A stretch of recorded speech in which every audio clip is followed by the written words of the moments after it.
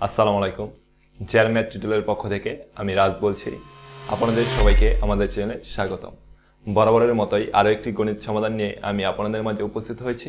চলুন শুরু করি। আজ আমি যে গণিতটি নিয়ে উপস্থিত হয়েছি সেটি হচ্ছে অনার্স প্রথম বর্ষের ফান্ডামেন্টালস অফ ম্যাথমেটিক্স বইটির চ্যাপ্টার 2 এর একটি থিওরিয়াম নাম্বার 15।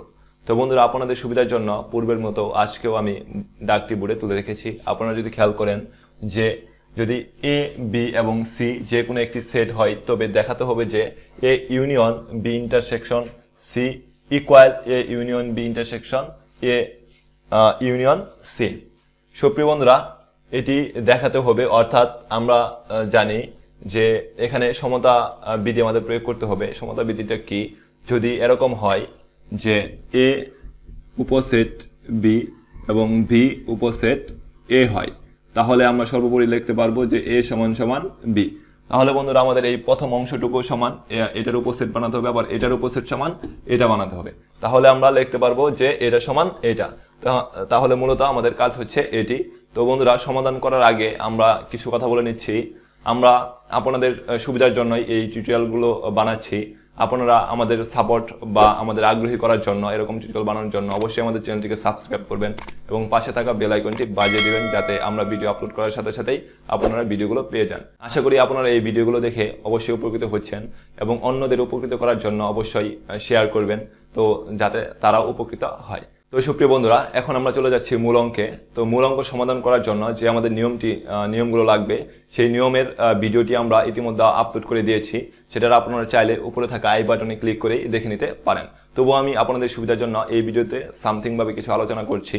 যে এখানে আমরা দেখতে পাচ্ছি যে ইউনিয়ন এবং ইন্টারসেকশন এর দুটি এই সূত্র রয়েছে, বা ইন্টারসেকশন বা ইউনিয়ন সমান আমরা কি লিখতে পারি? আমরা লিখতে পারি যে এ ইউনিয়ন যদি বি হয়, এ ইউনিয়ন বি সমান আমরা লিখতে পারি এক্স সাজ দ্যাট, অর্থাৎ এক্স যেন এক্স বিলংস টু এ, এবং ইউনিয়ন যেখানে থাকবে সেখানে আমরা বসিয়ে দেব অথবা। ইউনিয়ন মানে হচ্ছে অথবা বা। তাহলে আমরা এখানে লিখবো যে অথবা এবং x belongs to B A হচ্ছে। এবং যদি এরকম থাকে যে এ ইন্টারসেকশন বি, তাহলে আমরা লিখবো x such that x belongs to A, এবং আর ইন্টারসেকশন মানে হচ্ছে এবং এক্স বিলংস টু বি। সুপ্রিয় বন্ধুরা, আমরা এই দুটি তথ্য দিয়েই আমরা এই পুরো অঙ্কটি সমাধান করব। তো এখন আমরা লিখি যে সমাধান।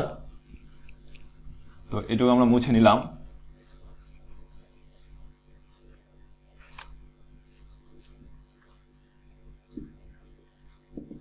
তো আমরা ধরে নিচ্ছি বা মনে করি লিখি যে প্রথম অংশটুকু সমান x belongs to A union B intersection C.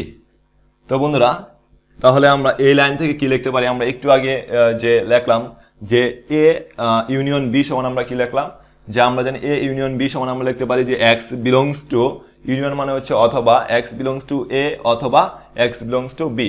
তাহলে বন্ধুরা, আমরা এটা তো এ আছেই, আর এটাকে যদি আমরা বি ধরে নিই, অর্থাৎ আমরা সর্বোপরি বলতে পারছি যে এ ইউনিয়ন বি সমান, অর্থাৎ x belongs to A union B সমান আমরা লিখতে পারবো যে এ এক্স বিলংস টু এ অথবা x belongs to B intersection C. কেননা আমরা এটুক সমান কি ধরে নিয়েছি?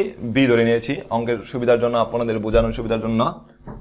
তাহলে বন্ধুরা, এখন আমরা লিখতে পারি পরের লাইনে এক্স বিলংস টু এ অথবা, এখন বন্ধুরা আমরা যে ইন্টারসেকশনের জন্য যেটা লিখছিলাম যে এ ইউনিয়ন বি সমান, সরি এ ইন্টারসেকশন বি সমান আমরা লিখছিলাম যে ইন্টারসেকশন সমান কিন্তু এবং, যে আমরা লিখছিলাম এক্স বিলংস টু এ এবং এক্স বিলংস টু বি। তো বন্ধুরা, এখানে আমরা লিখতে পারি যে এক্স বিলংস টু বি, এখানে তো এ নেই, রয়েছে বি, তাহলে আমরা বি লিখবো, এবং এক্স বিলংস টু সি। তো বন্ধুরা, এখন যদি আমরা খেয়াল করি, এটুককে যদি আমরা এ ধরি, এটুককে যদি আমরা বি ধরি, এটুককে যদি আমরা সি ধরি, তাহলে কিন্তু এরকম হয় যে এ বি প্লাস সি, এরকম যদি একটা গুণ থাকে, তাহলে বন্ধুরা আমরা কি করব যে A B plus B C কিন্তু লিখবো। তো আমরা তদ্রুপ এই লাইনটিকে এরকমই মনে করি। তাহলে যদি এরকম মনে করি, তাহলে কিন্তু এটা এক্স বিলংস টু এ অথবা এক্স বিলংস টু বি হয়ে যাচ্ছে। এক্স বিলংস টু এ অথবা x belongs to b। এবং মাঝখানে রয়েছে এবং তাহলে x belongs to a অথবা x belongs to c। সুপ্রিয় বন্ধুরা, যদি কোনো জায়গায় সমস্যা হয়ে থাকে বুঝতে, তাহলে অবশ্যই আমাদেরকে কমেন্ট সেকশনে জানাবেন। আমরা আপনাদের পরবর্তীতে সেটা সমাধান করে আবার জানিয়ে দিব। তো এখন দেখেন x belongs to a অথবা x belongs to b। আমরা কিন্তু বারবার বলছি যে অথবা সমান আমরা জানি যে ইউনিয়ন, অথবা সমান আমরা ইউনিয়ন জানি। তাহলে x belongs to a অথবা x belongs to b সমান আমরা লিখতে পারি যে x belongs to a union b। এখানে এবং থাকবে, এবং এখানে x belongs to a অথবা x belongs to c রয়েছে, তাহলে আমরা লিখব যে a ইউনিয়ন c, কারণ আমরা অথবা সমান আমরা কি জানি ইউনিয়ন। তাহলে আমরা লিখব যে a ইউনিয়ন c। তো বন্ধুরা, এখন আমরা দেখতে পাচ্ছি যে x belongs to এটুকু যদি আমরা a ধরি এবং এটুকুকে যদি আমরা b ধরি, তাহলে x belongs to a এবং x belongs to b সমান আমরা কি লিখতে পারি, এবং সমান আমরা কি জানি যে ইন্টারসেকশন। তাহলে আমরা লিখব যে x belongs to a union b intersection a union c। তাহলে সর্বোপরি আমরা লিখতে পারি যে a union b intersection c এর উপসেট হচ্ছে a union b intersection a union c। এটাকে আমরা 1 নং সমীকরণ ধরব। তো বন্ধুরা, এখন যে পরের অংশটুকু আমাদের কিন্তু বানাতে হবে যে এটার উপসেট এটা এবং এটার উপসেট এটা। তাহলে আমরা কিন্তু প্রথম অংশের উপসেট সমান এটুক বানালাম, কারণ আমরা প্রথম অংশটুকু সমাধান করে কিন্তু এতটুক পেয়েছি, মানে পরের অংশটুকু পেয়েছি, হাতের ডান পক্ষের অংশটুকু পেয়েছি। এখন আমরা হাতের ডান পক্ষের অংশটুকু দিয়ে হাতের বাম পাশের অংশটুকু যদি সমাধান করতে পারি, তাহলে হাতের ডান পাশের উপসেট সমান আমরা লিখতে পারবো হাতের বাম পাশের অংশটুকু। তাহলে আমরা এটাকে x belongs to ধরে নিয়েছি, পরবর্তী এটাকে y belongs to ধরে নিব। আরেকটা আপনাদের মনে রাখার জন্য বা পরের অংশটুকু করার জন্য টিপস দিয়ে দিচ্ছি, সেটা হচ্ছে যে আপনারা যদি এই অঙ্কটা আমরা প্রথম থেকে যেভাবে করে আসলাম উল্টা দিক থেকে যদি আপনারা সমাধান করেন, তাহলে দ্বিতীয় অংশটুকু এমনিতেই হয়ে যাবে। তো আমরা সমাধান করার পর আপনারা মিলিয়ে দেখবেন যে একই। তাহলে আমরা দ্বিতীয় অংশটুকু সমাধান করে দিচ্ছি। তাহলে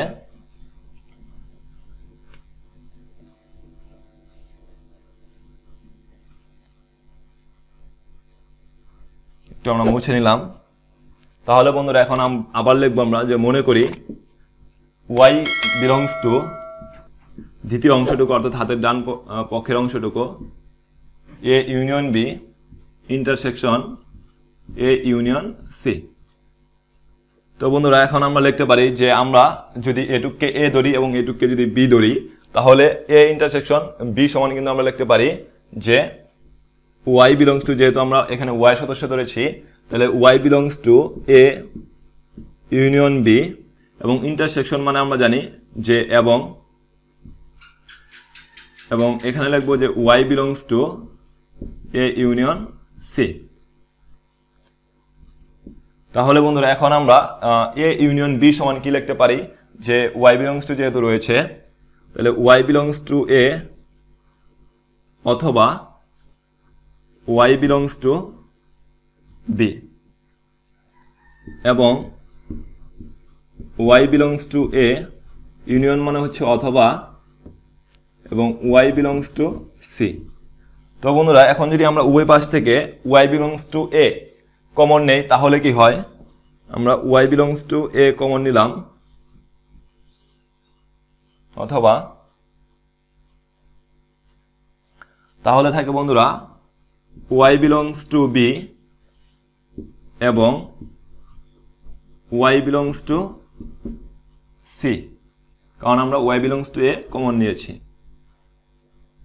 তাহলে এখন লেখা যায় যে y belongs to a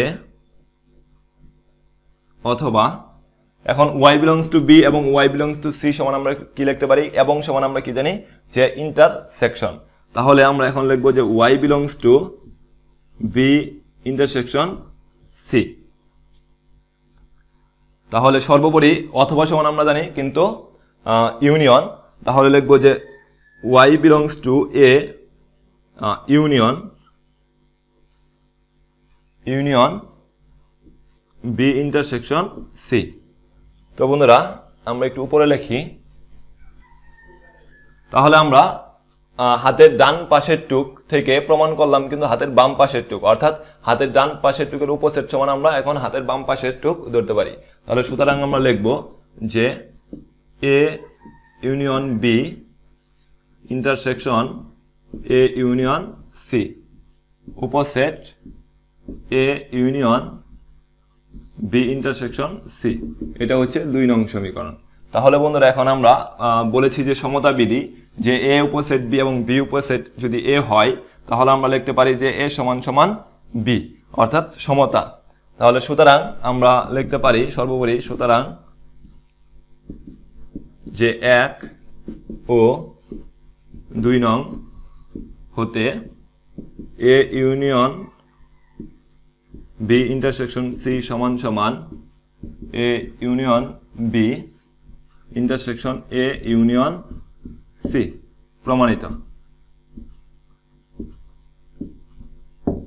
সুপ্রিয় বন্ধুরা, আশা করি আপনারা সমাধানটি ভালোভাবে বুঝতে পেরেছেন। যদি এরপরও বুঝতে কোনো প্রকার সমস্যা হয়ে থাকে তাহলে অবশ্যই আমাদের কমেন্ট করে জানাবেন, কারণ আপনাদের কমেন্টগুলো আমরা প্রতিনিয়ত পড়ে থাকি এবং আপনাদের কমেন্টের উপর ভিত্তি করে আমরা এরকম নিত্য নতুন সমস্যার সমাধান দিয়ে থাকি।